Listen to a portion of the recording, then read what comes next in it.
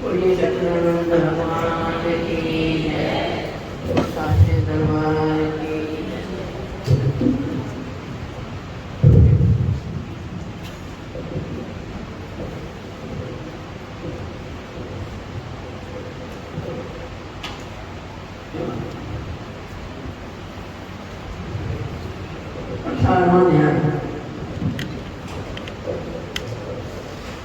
अर्जुन ने पूछा, है मधुसूदन, संन्यास और त्याग के तत्व अलग अलग जानने की इच्छा करता हूँ। श्री भगवान ने कहा, कामना वाले कर्मों के त्याग को ज्ञानी लोग संन्यास मानते हैं और उन्हीं की पुरस्कारों के त्याग को त्याग कहते हैं। कोई पंडित दोष युक्त जानकर कर्म का त्यागना उचित समझते हैं। कुछ लोग यज्ञ दान और तप आदि कर्मों के ना छोड़ने को त्याग बताते हैं। हे भारत, त्याग के विषय में हमारा निश्चय जो है वो सुनो। त्याग 3 प्रकार के हैं। यज्ञ दान और तप आदि कर्म त्यागने नहीं चाहिए, वे अवश्य करने योग्य हैं, क्योंकि यह तीनों ज्ञानियों को पवित्र करते हैं। यह सब कर्म आसक्ति और फल को त्याग कर करना चाहिए। मेरा निश्चय मत यही है जो उत्तम है। अपने नियमित कर्मों का त्याग उचित नहीं। यदि बहुवश ऐसा किया जाए तो वो तामस त्याग है। कर्म दुखप्रद है, ये विचार करके और शरीर की क्लेश के भय से जो त्याग कहलाता है, उसे त्याग का फल नहीं मिलता। ये राजस त्याग कहलाता है। हे अर्जुन, अपना कर्म अवश्य करने योग्य है। फल तथा आसक्ति को त्याग कर किया जाता है, वो कर्म सात्विक है। जो दुखदायक कर्म से द्वेष नहीं करता और सुखदायक कर्म से प्रीति नहीं करता, वह त्यागी सत्यशील बुद्धिमान मुक्ति के योग्य है। देहधारी संपूर्ण कर्मों का त्याग नहीं कर सकता। कर्म फल त्याग कर कर्म करने वाला त्यागी है। कर्म फल 3 प्रकार के हैं, अनिष्ट, इष्ट और मित्र। जो त्याग नहीं करते उनको ये मरने के बाद मिलते हैं, योगियों को कभी नहीं मिलते। शरीर, वाणी और मन से भला या बुरा जो काम आरंभ किया जाता है, उसके 5 कारण हैं। ऐसा होने पर भी जो केवल आत्मा को ही करता जानता है, वो दुर्मति कुछ नहीं जानता। जिसको ये अहंकार नहीं कि मैं करता हूँ और जिसके बुद्धि कर्मों से लिप्त नहीं है, वो मनुष्य प्राणियों को मारकर भी उनको नहीं मारता और उनमें नहीं बढ़ता।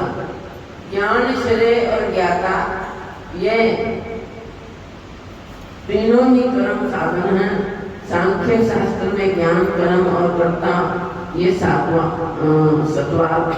सात्विक आदि गुणों के भेद 3 प्रकार के हैं। इनको भी सुनो। जो सब भिन्न भिन्न प्राणियों में अविनाशी अविभक्त सत्ता को देखता है, वो ज्ञान सात्विक कहलाता है। जिस ज्ञान से प्राणियों में नाना प्रकार की सत्ताएं दिखती हैं, उसको राजन ज्ञान नाम। ऐसा ज्ञान जिसमें बिन कारण और तत्वार्थ के जाने एक ही कार्य में लगा रहे, अल्प और तामस है। फल की इच्छा न करके जो नियत किया जाता है, वो सात्विक है।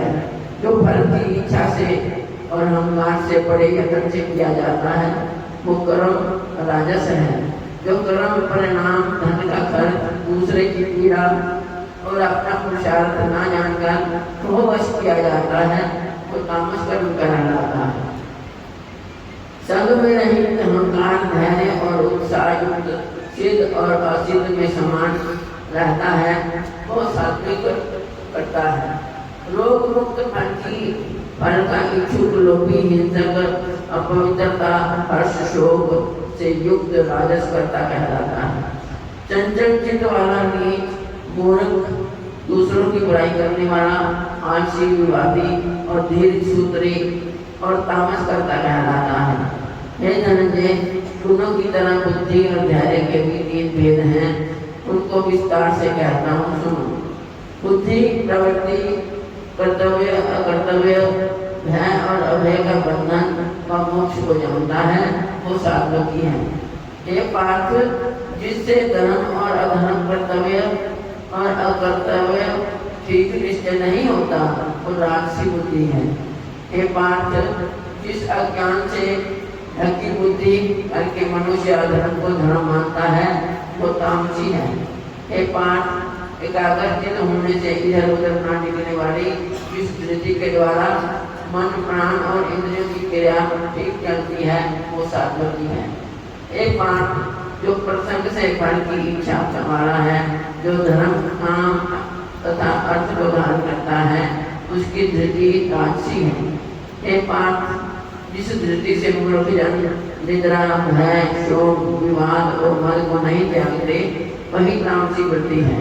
हे भारत, 3 प्रकार के सुखों को सुनो, जिनके अभ्यास से चित्त रमता है, दुख का अंत हो जाता है, वही सुख सात्विकी है। जो आरंभ में विष के समान और अंत में अमृत के समान होता है, जो सुख आरंभ में अमृत तुल्य, अंत में विषय के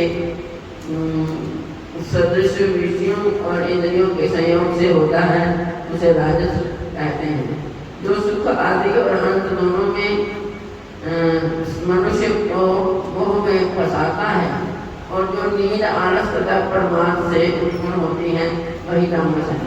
प्रकृति के इन तीनों गुणों से अलग कोई वस्तु आकाश, पाताल, देवलोक में नहीं है।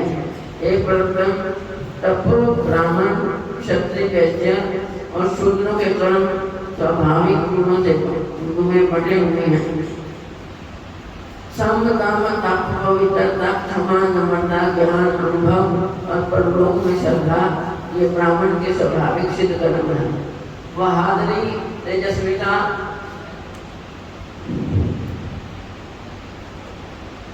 धैर्य, चतुराई, युद्ध में स्थिरता, उदारता और प्रभुता, ये क्षत्रियों के स्वाभाविक कर्म है। खेती, गोरक्षा, व्यापार, वैश्य के स्वाभाविक कर्म है। तीनों वर्णों की सेवा शूद्र के स्वाभाविक कर्म है। जो लोग अपने अपने प्रवृत्तियों के अनुसार कर्म करते हैं, उनको सिद्धि प्राप्त होती है। वो सुनो, जिसमें सब प्राणियों की प्रवृत्ति हुई है, जिसने सब जगत का विस्तार किया है, उस ईश्वर को अपने कर्मों के द्वारा आराधना करके मनुष्य सिद्धि को पाता है। दूसरे उत्तम धर्म से अपना धर्म ही श्रेष्ठ है। स्वाभाविक कर्म करने से पाप नहीं लगता। हे कौनते, दोष युक्त भी स्वाभाविक धर्म का त्याग न करें। सर्वत्र आसक्ति को छोड़ने वाला, आत्मा को जीतने वाला, इच्छा नहीं मनुष्य संन्यास के द्वारा सर्वकर्म निर्वृत्ति पाकर सिद्धि को पाता है। हे अर्जुन, इस प्रकार का पुरुष सिद्धि को पाता है, वो फिर किस तरह ब्रह्म को प्राप्त होता है, सो मुझसे सुनो। यही इस ज्ञान की प्राणिष्ठा है। शुद्ध बुद्धि से युक्त होकर धृति द्वारा मन को वश में लाकर शब्द आदि विषयों को छोड़कर राग द्वेष से रहित एकांत में रहने वाला, मितहारी वाणी और मन को जीतने वाला, नित्य ध्यान युक्त और वैराग्यवान, अहंकार, बल, काम, क्रोध व परिग्रह छोड़कर ममताहीन और शांत मनुष्य ब्रह्म भाव के योग्य होता है। ब्रह्म को प्राप्त हुआ पुरुष प्रसन्नित होकर शोक व अभिलाषा को नहीं करता और जीव मात्रा में समदर्शी होकर मुझ में परम भक्ति पाता है।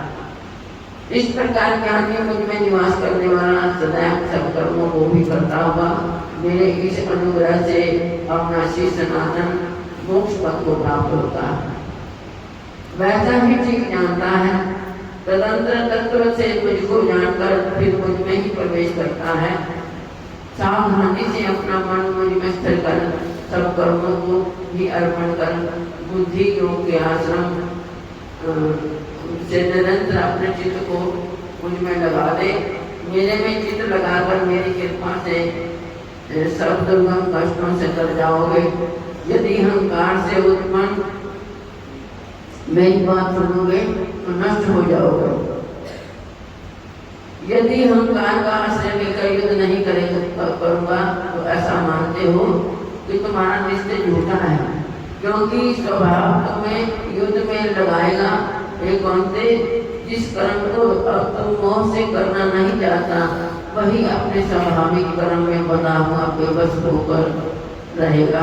हे अर्जुन, प्राणियों के हृदय में स्थिर ईश्वर उनको माया से इस प्रकार भरमा रहा है मानो सब यंत्र पर चढ़े हैं। हे भारत, सब भावों से उसी की कृपा से परम शांति और मुक्ति को पाओगे। ये पूर्ण ज्ञान मैंने तुम्हें कहा है, इसे भली भांति विचार कर जैसा चाहते हो वैसा करो।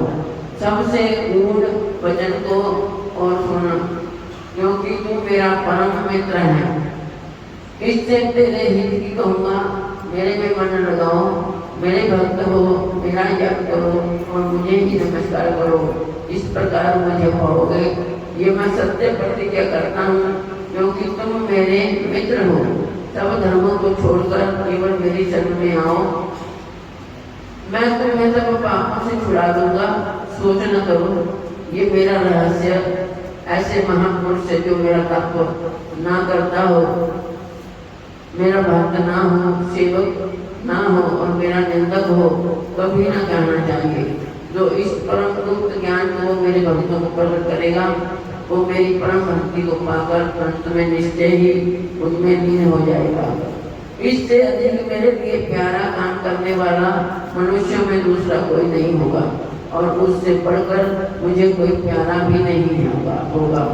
हमारे इस धर्म संवाद को जो कोई पढ़ेगा, मैं समझूंगा कि उसने ज्ञान यज्ञ में मेरी पूजा की। जो श्रद्धावान दोष ढूंढे बिना इसको सुनेगा वह भी मुक्त होकर पुण्य आत्माओं को मिलने वाले शुभ लोगों को प्राप्त होगा। हे पार्थ, तुमने एकाग्रचित्त से इस मेरे कहे हुए उपदेश को सुना या नहीं? अर्जुन, तुम्हारे अज्ञान से उत्पन्न हुआ मोह नष्ट हो गया या नहीं? अर्जुन ने कहा, हे भगवान, आपकी कृपा से मेरा मोह नष्ट हो गया और समृद्धि प्राप्त हुई। निस्संदेह आपकी आज्ञा में स्थित हूँ और जैसा आपने कहा है वैसा ही करूँगा।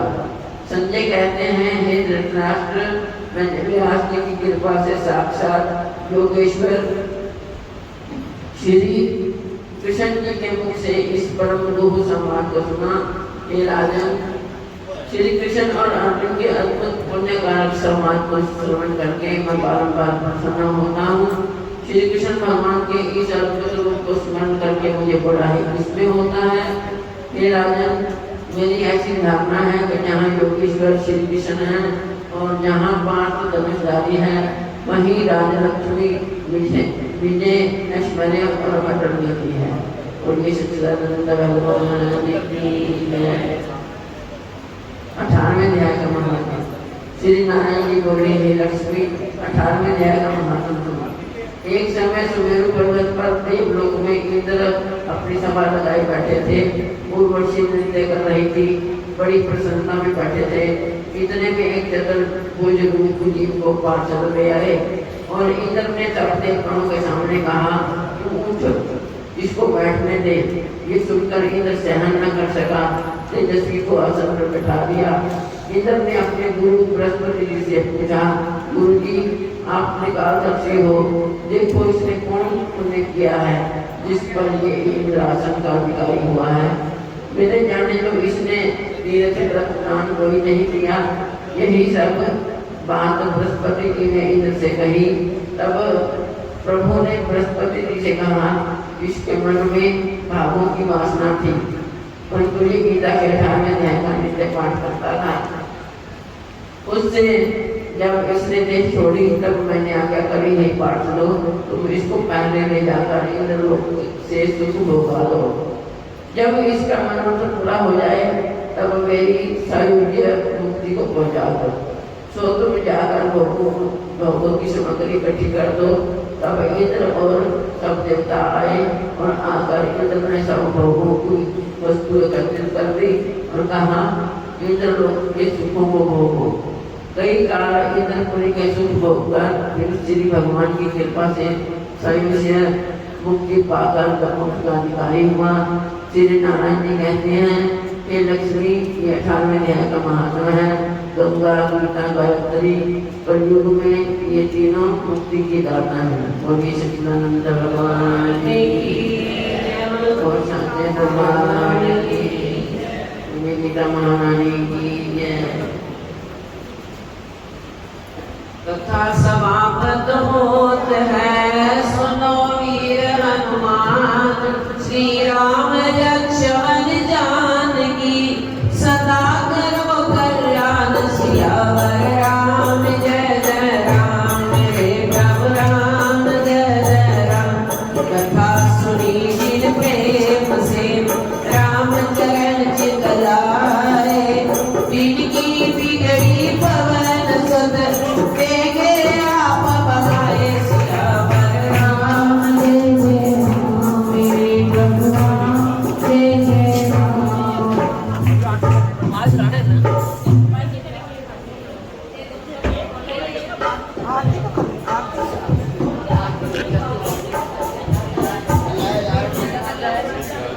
हाँ, जो रहिएगा साथ साथ आरती होगी।